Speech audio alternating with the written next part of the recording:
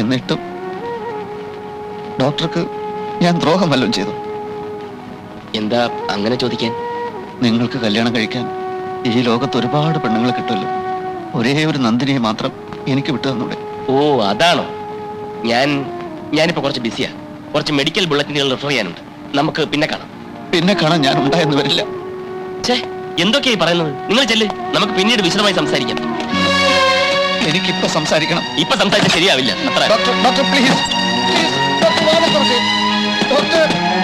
Doctor വാതിൽ തുറക്കാൻ പറയുന്നത്.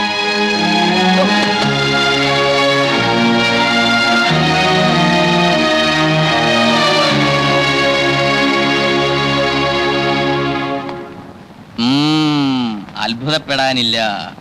ഒരു കാല് കാണാനുണ്ട്. പെട്ടെന്ന് ഉരുണ്ടുകൂടിയ കാർമേഘങ്ങൾ സൂര്യനെ മറയ്ക്കും പോലെ കർമ്മദോഷത്തിന്റെ ഫലമായിട്ട് വിഘ്നങ്ങൾ ഉണ്ടായേ തീരൂ. കുംഭരാശിക്കാർക്ക് അനുകൂല കാലമാണെന്ന് കഴിഞ്ഞ മാസം എന്നോട് പറഞ്ഞിരുന്നു. പെട്ടെന്നാണല്ലോ ധനുവും രാഹുവും ദിശ മാറിയത്. മാത്രവുമല്ല 3 സബ്ജാതങ്ങളുമായിട്ടാണ് മത്സരം. എന്തെങ്കിലും പ്രതിവിധി? സോമനാഥ ക്ഷേത്രത്തിലേക്ക് ഒരു തീർത്ഥാടനം നടത്തി നോക്കാവുന്നതാണ്. സോമനാഥ ക്ഷേത്രം എന്ന് വെച്ചാൽ അങ്ങ് ഗുജറാത്തിലോ? അതെ. അവിടം വരെ പോയി തിരിച്ചു വരുമ്പോഴേക്കും ഇവിടെ എല്ലാം കഴിയും. കഴിഞ്ഞേക്കാം. മറ്റൊരു പ്രതിവിധിയുമില്ല. ഇഷ്ടപ്പെടുന്നവർ തമ്മിലുള്ള ബന്ധത്തിന് തടസ്സം നിൽക്കാതിരിക്കുന്നതല്ലേ നല്ലത്. എനിക്കാണ് ഇഷ്ടം, അവനാണ് തടസ്സം നിൽക്കുന്നത്. എല്ലാ കാര്യവും ഇന്ന് വരെ ഇവിടെ ചോദിച്ചിട്ടേ ഞാൻ ചെയ്തിട്ടുള്ളൂ. ഒരു ആപൽഘട്ടം വന്നപ്പോ എന്നെ ഇങ്ങനെ കൈയൊഴിയുമെന്ന് ഞാൻ വിചാരിച്ചില്ല. അല്ല, നമുക്ക് എന്നെ പറ്റിക്കായിരുന്നു. അതെ, എന്തിനും പരിഹാരം ഉണ്ടാക്കാം. ഒന്നും പറയണ്ട. ജപ്പാനിൽ കൊണ്ടുവന്ന പാൽനുര പാൽക്കുഴമ്പ് എന്നിവ ഉള്ളം കയ്യിലിട്ട് ചലച്ചുണ്ടാക്കിയ ഈ മരുന്ന് നിങ്ങളെ ചൂട്ടുവരെ കൊണ്ട് തോണ്ടിയെടുത്ത് അണ്ണാക്കിട്ട് ഒരു 3 കറക്ക് ടപ്ലിയു ടപ്ലിയു ടപ്ലിയു എന്ന് സ്വരം കേട്ടാൽ സംശയിക്കേണ്ട സുഹൃത്തെ നിങ്ങളുടെ രോഗം നിശ്ചയിച്ചം മാറി. നോക്കണേ സാർ, ഇതുപോലെ എന്റെ കയ്യിലിരിക്കുന്ന കട്ടുമ്പനെ ആനയാക്കാമാനെ പൂനയാക്കാം പൂനെ ചേനയാക്കാം. ഇത് മായമല്ല, ജാലമല്ല, മരുന്നിന്റെ മാറ്റൊരു ശക്തി മാത്രമാണ്. ആലപ്പിയടി മാലി കൊണ്ടോട്ട് കൊല്ലേണ്ടെന്ന് വിദേശരാജ്ഞ ചുറ്റിച്ചടിച്ചാൻ ഇവിടെ വന്നിരിക്കുകയാണ്. ഞാൻ പറയുമ്പോ കല്യാണം പൊളിയാണ് ചതിയാന്ന് അറിയില്ല സുഹൃത്തേക്കില്ല. പാറയിൽ മിളിയാ തെറിക്കുക, വെള്ളത്തിൽ മിളിയാ നുരവങ്ങുക, ചില മൂത്രം.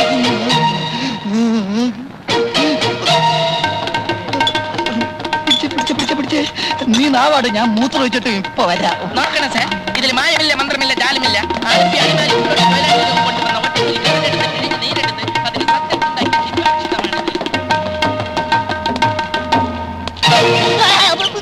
എനിക്കിനി ഒന്നും നോക്കാനില്ല. നിന്നെയും കൊല്ലും, അവനെയും കൊല്ലും.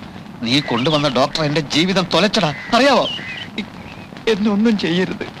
അവനൊരു വ്യാജ ഡോക്ടറാണെന്ന് അന്ന് എനിക്കറിയില്ലായിരുന്നു. എന്ത്? അറിഞ്ഞപ്പോ അവനോട് ഞാൻ പലവട്ടം പറഞ്ഞതാ, അറിയാത്ത പണി ചെയ്ത് മനുഷ്യനെ കൊല്ലരുതെന്ന്. കേട്ടില്ല.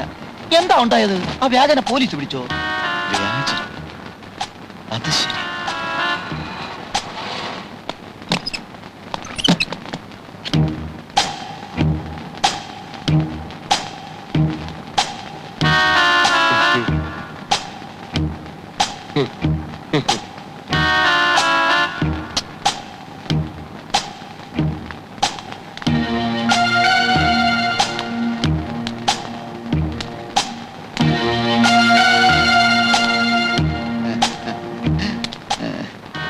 ഇന്നത്തെ ചികിത്സയൊക്കെ കഴിഞ്ഞോ ഡോക്ടർ? പിന്നെ എന്തൊക്കെയുണ്ട് വിശേഷങ്ങൾ? സുഖാണോ? ഇവിടെ അസൗകര്യങ്ങൾ വല്ലതുണ്ടോ? ഉണ്ടെങ്കിൽ പറയാൻ മടിക്കരുത് കേട്ടോ. ഡോക്ടർ എന്താ ഒന്നും മിണ്ടാത്തത്? ഓ, മനസ്സിലായി. നന്ദിനിയും ഡോക്ടറുമായുള്ള വിവാഹത്തിന് ഞാൻ തടസ്സമാകുമോ എന്നുള്ള സംശയം അല്ലേ? ഇനി ആ സംശയം വേണ്ട. നന്ദിനിയെ ഡോക്ടർ തന്നെ വിവാഹം കഴിക്കണം. പിന്നീടാ ഞാൻ ആലോചിച്ചത്, ഞങ്ങൾ തമ്മിൽ ഒരു ചേർച്ചയില്ല. ലണ്ടനിൽ പഠിച്ച വനിതാ ഡോക്ടറും മണിപ്പാലിൽ പഠിച്ച പുരുഷ ഡോക്ടറും. നിങ്ങൾ തമ്മിൽ ഭയങ്കര ചേർച്ചയാണ്. ഈ കല്യാണം നമുക്ക് എവിടെ വെച്ച് നടത്താൻ? ക്ഷേത്രം മതിയോ അതോ കല്യാണ മണ്ഡപം വേണോ? കല്യാണത്തിന്റെ അന്ന് ഈ നാടൊന്ന് ഇളകി മറിയണം. അത് ഞാൻ ഇളക്കി തരാം. ഡോക്ടർ വിഷമിക്കേണ്ടി വരില്ല. പിന്നെ ചില അവകാശങ്ങളൊക്കെ ഞാൻ എടുക്കും. ഉദാഹരണത്തിന് കല്യാണത്തിന്റെ അന്ന് ഡോക്ടറെ കൊടുക്കാനുള്ള വസ്ത്രങ്ങളൊക്കെ ഞാൻ വാങ്ങും. ഡോക്ടർ എന്ത് പറയുന്നു? അത് എതിര് പറയരുത്, എനിക്ക് സങ്കടം വരും. ഒരു ഫോട്ടോ ഉണ്ടോ കയ്യില്? ഫോട്ടോ ഡോക്ടറുടെ പത്രത്തിൽ കൊടുക്കാനാ. ഡോക്ടറുടെയും നന്ദിനിയുടെയും ഒരു അടിക്കുറിപ്പ് ഉണ്ടാവും. Doctor Rajagopal, doctor Nandini. ഇവർ ചിലപ്പോൾ അടുത്ത ആഴ്ച വിവാഹിതരായേക്കും. അങ്ങനെ കൊടുക്കാൻ എന്താ? വിവാഹിതരായേക്കും എന്ന് പറഞ്ഞു കൊടുക്കുന്നതിന് വിവാഹം കഴിഞ്ഞിട്ട് വിവാഹിതരായി എന്ന് പറഞ്ഞു കൊടുത്താൽ പോരെ? അതിൽ പുതുമയില്ല. വിവാഹിതരായേക്കും എന്ന് പത്രത്തിൽ കൊടുക്കുന്നതാണ് പുതുമ. ഫോട്ടോതാ. ഫോട്ടോ ഒന്നും ഇല്ല. ഫോട്ടോതാ. എന്തായി സാവിത്രി? എന്ത്? നന്ദിനോട് നീ സംസാരിച്ചില്ലേ? സംസാരിച്ചല്ലോ. എന്നിട്ട് അവക്ക് ഏതാ ലൈബ്രറിയിൽ പോണോത്രേ. പിന്നെ ഏതോ ഒരു ഇംഗ്ലീഷ് പടത്തിന്റെ കാസറ്റ് കൊടുക്കണമെന്ന്. കാസറ്റോ? ഛേ, അതല്ല ഞാൻ ചോദിച്ചത്. ഡോക്ടറുമായിട്ടുള്ള കല്യാണക്കാര്യത്തെ പറ്റി സംസാരിച്ചില്ലേന്ന്. ഇല്ല. സംസാരിക്കണമെന്ന് ഞാൻ പറഞ്ഞിരുന്നല്ലേ? പൂവ്. പക്ഷെ സംസാരിക്കണമെന്ന് എനിക്കൂടെ തോന്നണ്ടേ? ആ, ഒരു പാവം ചെറുക്കന്റെ സ്വത്ത് മുഴുവൻ തട്ടിയെടുത്തിട്ട് പറഞ്ഞ പോലെ അവനെ ഇവിടെ കാണുന്നില്ലല്ലോ. എന്തിനാ കാണുന്നത്? ഈ വീടിന്റെ അവകാശം കൂടി നിങ്ങൾ എഴുതി വാങ്ങിയില്ലേ? ഒരു കാര്യം ഞാൻ പറഞ്ഞേക്കാം. ഞാൻ മുൻകൈ എടുത്തിട്ടാണ് നന്ദിനിയെ ഡോക്ടറെ കൊണ്ട് കല്യാണം കഴിപ്പിക്കുന്നതെങ്ങാനും അവനോട് പറഞ്ഞു കൊടുത്താലുണ്ടല്ലോ, ഈ മാധവൻ തമ്പിയുടെ തലസുരമം നീ കണ്ടിട്ടില്ല. ഓ, ഞാൻ ഒരുപാട് കണ്ടതാ. ആ കണ്ടതുപോലെ ഇനി നീ കാണാൻ പോകുന്നത്. എന്ത് കുന്തോ ആയാലും നന്ദിനി അത്ര പെട്ടെന്ന് ഒരു കല്യാണത്തിന് തയ്യാറാവുമെന്ന് എനിക്ക് തോന്നുന്നില്ല. പിന്നെ ആ കാര്യം ഞാൻ നോക്കിക്കോളാം. കല്യാണത്തിന് അങ്ങനെ അവിടെ സമ്മതിച്ചില്ലെങ്കിലുണ്ടല്ലോ, അവിടെ കയ്യും കറിയാൻ ചവിട്ടി പിടിക്കും. ആരുടെ കയ്യും കാലാണ് അമ്മാവ? ആരിത് മഹാദേവനോ? നീ എവിടെ ആയിരുന്നടാ? അതെ, നിന്നെ കല്യാണം കഴിച്ചില്ലെങ്കിൽ നന്ദിനിയുടെ കയ്യും കാലും ഞാൻ തല്ലി ഓടിക്കുന്നു പറയായിരുന്നു. അതൊന്നും വേണ്ടിവരില്ല അമ്മാവ. അല്ലാതെ തന്നെ നമ്മൾ ആഗ്രഹിച്ചതുപോലെ എല്ലാം നടക്കും. ഇങ്ങോട്ട് വന്നേ. ഒരു കാര്യം ചോദിക്കട്ടെ മോനെ മഹാദേവ, എന്താ നീ ഉദ്ദേശിച്ചത്? കടിഞ്ഞാണ് എന്റെ കയ്യിൽ കിട്ടിക്കഴിഞ്ഞു. ഏത് കടിഞ്ഞാൻ? നീ കുതിരയെ മേടിച്ചു? ഒരു എലിയെ പിടിച്ചാൽ പൂച്ച അതിനെ പെട്ടെന്ന് അങ്ങനെ തിന്നുകടയില്ല. കുറേ നേരം ഇങ്ങനെ തട്ടി തട്ടി കളിക്കും. അതൊരു രസാ. ഏത് പൂച്ച? ഏത് എലി? പൂച്ച ഞാനാ. എലി എലി അത് പിന്നെ പറയാം. ഇപ്പൊ പറ മോനെ. വേണ്ട, കാര്യം അറിയുമ്പോ അമ്മാവൻ എന്നെ കെട്ടിപ്പിടിച്ചൊരു ഉമ്മ തന്നില്ലെങ്കിൽ നോക്കിക്കോ. ഒന്ന് പറ മോനെ. പിന്നെ പറയാം. നന്ദിനിയെ അവൾ ഇഷ്ടപ്പെടുന്ന മിടുക്കനായ ഡോക്ടർ തന്നെ കെട്ടട്ടെ. എവിടം വരെയായി അമ്മാവ കാര്യങ്ങൾ? ഇന്ന് കാലത്ത് അവള് പറയാ അവ ഉടനെ ഡോക്ടറെ കല്യാണം കഴിക്കണമെന്ന്. സ്ത്രീധനത്തുക നാളെ തന്നെ ഡോക്ടർക്ക് കൊടുക്കണമെന്നും. അവന്റെ വീട്ടിൽ അറ്റകുറ്റപ്പണി ചെയ്യാൻ ഞാൻ എന്ത് ചെയ്യണമെന്ന് പറ കുഞ്ഞെ. ഡോക്ടർ അറ്റകുറ്റപ്പണിയൊക്കെ തുടങ്ങിയോ? അതെന്നെ. ഞാൻ നിന്നെ കുറ്റപ്പെടുത്തുന്നേ എന്റെ വിധിയാണ്. രക്ഷപ്പെടാനുള്ള അവസാന സന്ദർഭവും നഷ്ടമായി. 2 ദിവസത്തിനകം നല്ലൊരു തുക കൈ വന്നേനെ. എല്ലാം തോന്നി. ഈ മഹാദേവന്റെ ഉദ്ദേശം എന്താണെന്ന് എനിക്ക് മനസ്സിലാവാത്തത്. നിന്നെ നേരി കണ്ടിട്ടും ഒരു വ്യാജനാണെന്ന ഭാവം പോലും നടിക്കാത്തത്. ഏതോ വാഹനം വന്നിട്ടുണ്ട്. ഏയ്, നിന്റെ ഉള്ളിലുള്ള ഭയം കൊണ്ട് തോന്നിയതാ. അമ്മോ, പോലീസ്! എങ്ങോട്ടാ പെട്ടിയൊക്കെ ആയിട്ട് വ്യാജ ഡോക്ടർ?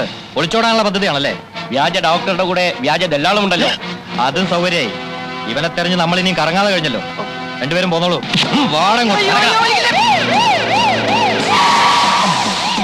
എത്തിയോ? നടക്കല്ലേ? നടക്കുന്ന ആളോട് നടക്കടാ നടക്കടാ. ഇത് സ്ഥലം? ഇതാണ് നിന്റെ തന്തയുടെ തറവാട്. ഞാൻ വ്യാജനല്ലെന്ന് പറഞ്ഞില്ലല്ലോ.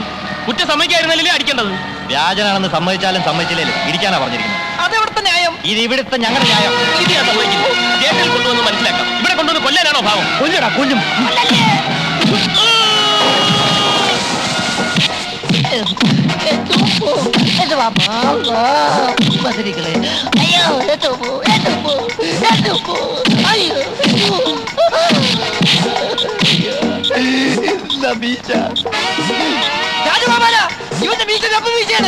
മീശയില്ലാത്ത പോലീസുകാർ മീശ വെക്കണമെന്നാ സർക്കാർ ഉത്തരവ്.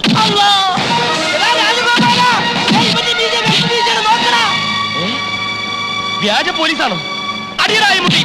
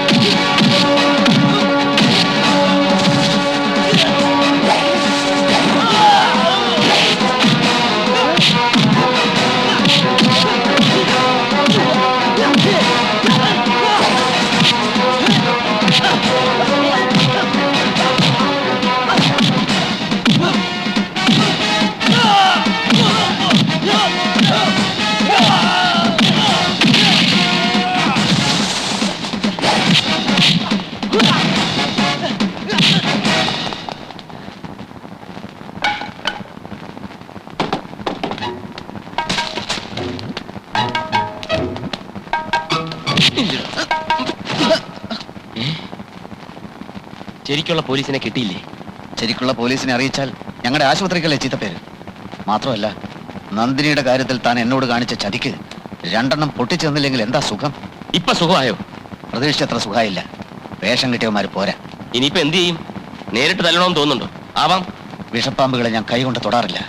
എങ്കിൽ ഞങ്ങൾ ഇനി എന്ത് ചെയ്യണം? 2 പേരും കൂടി നേരത്തെ ചെയ്ത മരുന്ന് കച്ചവടമല്ലേ, അത് തുടരാലോ. അല്ലെങ്കിൽ മറ്റേതെങ്കിലും സ്ഥലത്ത് പോയി ഡോക്ടറെ ജോലി തന്നെ നോക്കാം. പക്ഷെ ആ കൂട്ടത്തിൽ പെണ്ണുങ്ങളെ കറക്കുന്ന പരിപാടി ഉണ്ടല്ലോ, അത് വളരെ ക്രൂരമാണ്. മാനസിക പീഡനമാണ് ഏറ്റവും വലിയ പാപം. മിസ്റ്റർ മഹാദേവൻ, ഞാൻ പറയുന്നൊന്നും നിങ്ങൾ വിശ്വസിക്കില്ലെന്ന് എനിക്കറിയാം. എങ്കിലും പറയാ, ആശുപത്രിയിലെ സിസ്റ്റർ നിർമ്മലയെ ഞാൻ സ്നേഹിച്ചു. ഞാൻ ആരാണെന്നറിഞ്ഞിട്ടും അവൾ എന്നെ വെറുത്തില്ല. നന്ദിനി ഒരിക്കലും എന്റെ മനസ്സിലുണ്ടായിരുന്നില്ല. നിങ്ങളുടെ അമ്മാവൻ എനിക്ക് കുറെ പണം തരാമെന്ന് പറഞ്ഞ് നിർബന്ധിച്ചപ്പോ ഒരു ചെറിയ നാടകം അവിടെയും കളിച്ചെന്നേ ഉള്ളൂ. അമ്മാവൻ നിർബന്ധിച്ചു. സംശയമുണ്ട്. അയാൾ മഹാ താപ്പാനെയാ. എന്നെ വെച്ച് പണം കൊയ്യാമെന്നുള്ള മോഹമായിരുന്നു അയാൾക്ക്. എല്ലാം എനിക്കറിയാം. നിങ്ങളെ അയാൾ കുരങ്ങ് കളിപ്പിക്കും. ഞങ്ങൾക്കും കുറെ മനുഷ്യത്വം ഉണ്ട് സാറേ. ഞങ്ങൾക്ക് വേണ്ടി മാത്രമല്ല ഇങ്ങനെയൊക്കെ ശ്രമിച്ചു നോക്കിയത്. മറ്റാശ്രമില്ലാത്ത ചിലർ കൂടി വേണ്ടിയാണ്. പക്ഷെ തോറ്റുപോയി. ദേവി അത് വിശ്വസിക്കണം. ഒരു കാര്യം എനിക്ക് മനസ്സിലായി. ജയിക്കുന്നവർക്ക് മാത്രമുള്ളതല്ലേ ഈ ലോകം, തോൽക്കുന്നവരുടെയും കൂടിയാ. ഇനി നിങ്ങൾക്ക് ഞങ്ങളെ ലോക്കപ്പിലാക്കാം, അല്ലെങ്കിൽ ഞങ്ങൾ തന്നെ നേരിട്ട് ചെന്ന് പിടികൊടുക്കാം. എന്തു വേണം? പറയണം സാർ. ലോക്കപ്പിലാക്കാനൊന്നും എനിക്ക് ഉദ്ദേശം ഉണ്ടായിരുന്നില്ലെന്ന് ഞാൻ പറഞ്ഞല്ലോ. എങ്കിൽ പൊയ്ക്കോട്ടെ. ദൈവാധീനം കൊണ്ട് ആശുപത്രിക്ക് ഞാൻ കാരണം ഒരു കുഴപ്പം ഉണ്ടായിട്ടില്ല. ഇനിയും അങ്ങനെ തന്നെ ആവട്ടെ. Good bye. ഡോക്ടർ. ഡോക്ടർ എന്തിനാ കളിയാക്കുന്നത്? സോറി, വിളിച്ച് ശീലിച്ചു പോയതല്ലേ. അമ്മാവൻ ഇപ്പോഴും കാര്യങ്ങളൊന്നും അറിഞ്ഞിട്ടില്ല. അതുകൊണ്ട് തന്നെ ഈ നാടകത്തിന് തിരശ്ശീല വീഴാറായിട്ടില്ല.